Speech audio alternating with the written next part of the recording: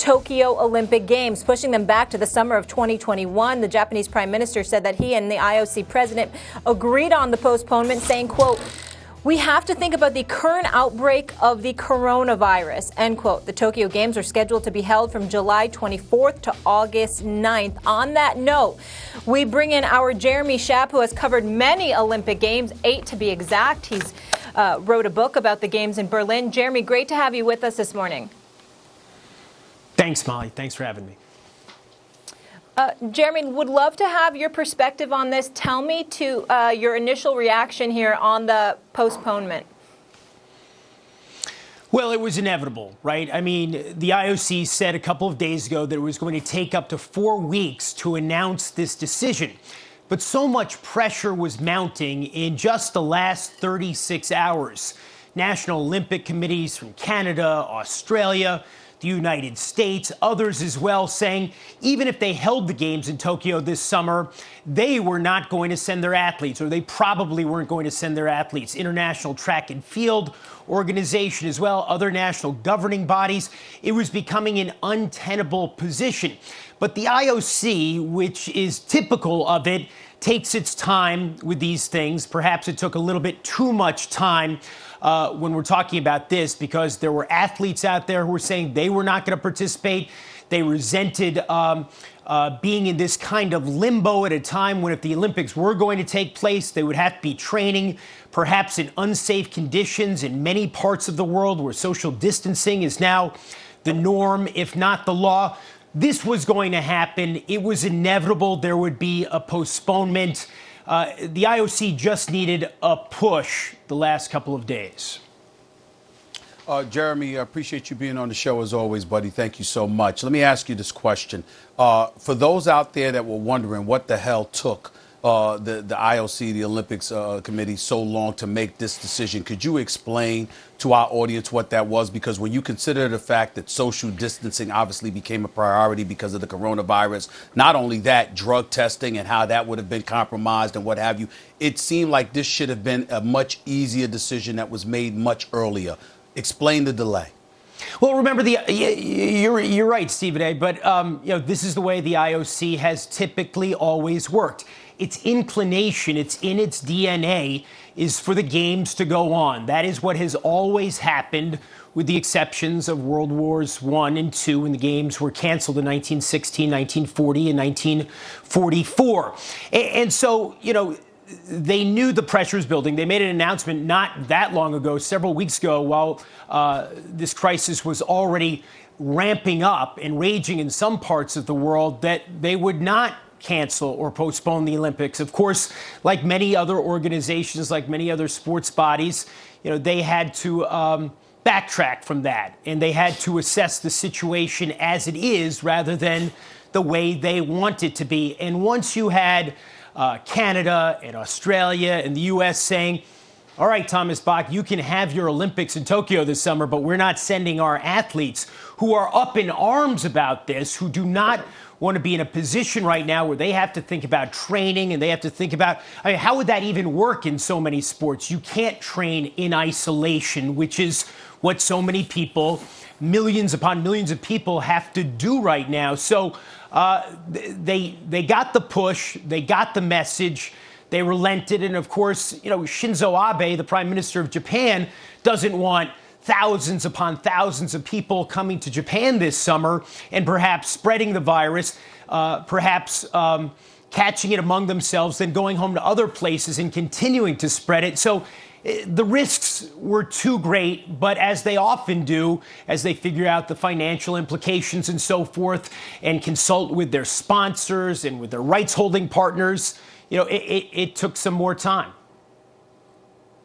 So, Jeremy, I guess the disconnect for me when I hear this, a lot of people will talk about tone deafness. It was Mark Emmert, the same thing with the NCAA. But there's a difference between tone deafness and simple, logical progression of thought.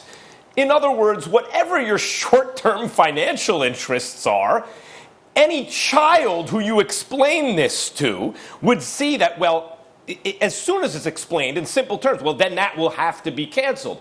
So it occurs to me that it's simply people like Mark Emmert, the NCAA, people in the IOC, you want to wait till the last possible moment to cancel because of just the financial implications. For logistics aside, there's so much money on the line that even if you think it's unlikely, you're not going to say it's off until you absolutely have to. Then it becomes a PR nightmare, though, because it seems like everyone knew this was inevitable. Am I right about that? Is it simply a financial calculation? Hey, let's put this off until we absolutely have to?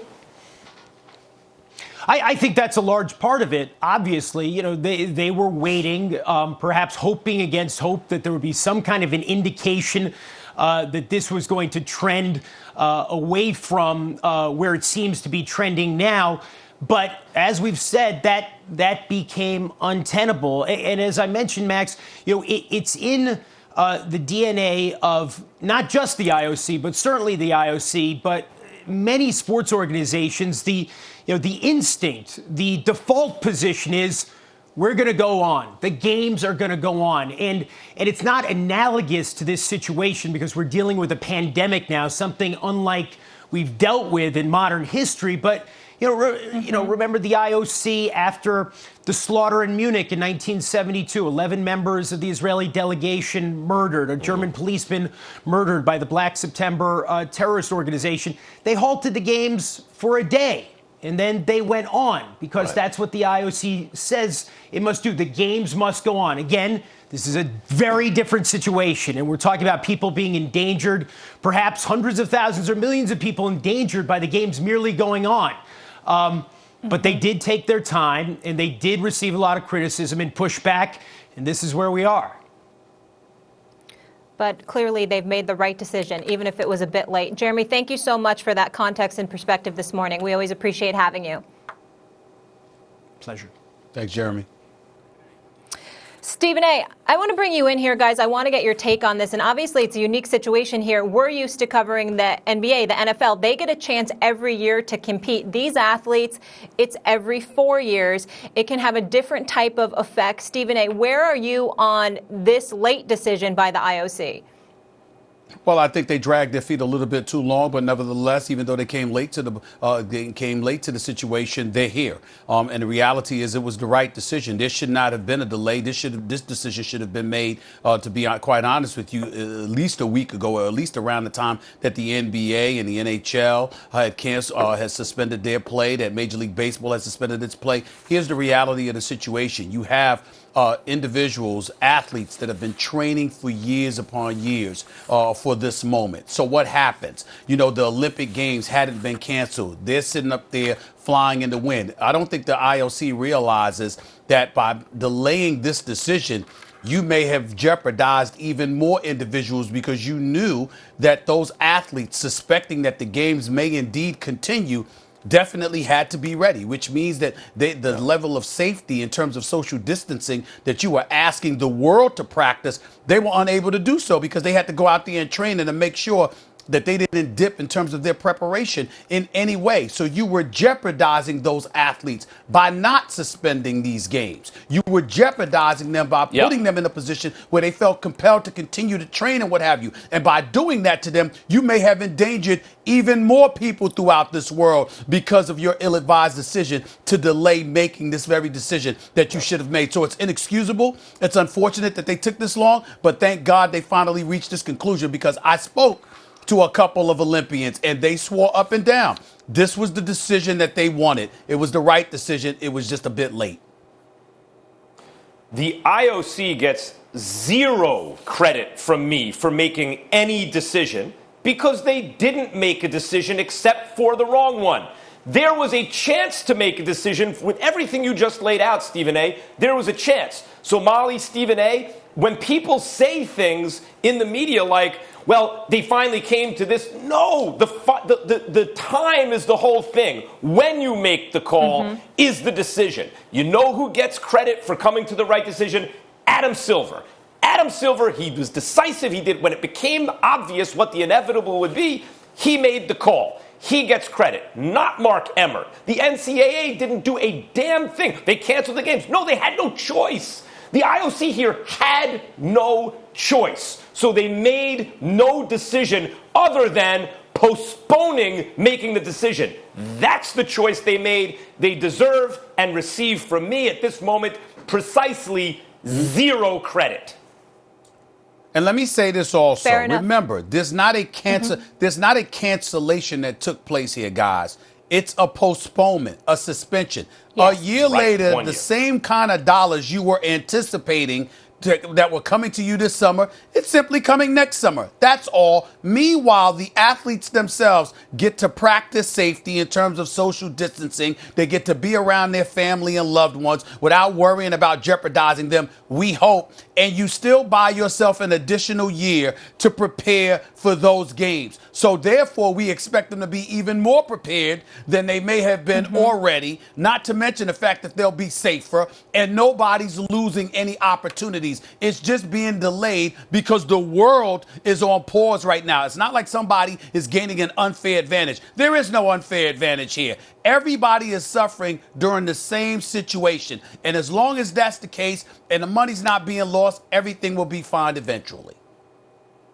No question. And Stephen A., in terms of the athlete perspective, we'll have Carly Lloyd later in the show. Lolo Jones will join us. We're also going to have Emmanuel Sanders to talk some NFL. Mel Kiper will be here. So we've got a lot coming up here on First Take. Obviously, we wanted to deal with the breaking news right out of the gate, though. When we come back, we've got some NFL news to handle with you all. The Hall of Famer, Terry Bradshaw, had some really strong comments on Tom Brady. Was he throwing shade? We'll fill you in and dive into that. And where will Tua land in the draft? Our guy, the guru, Mel Kiper Jr. will be here. First Take, just getting started. Stay tight.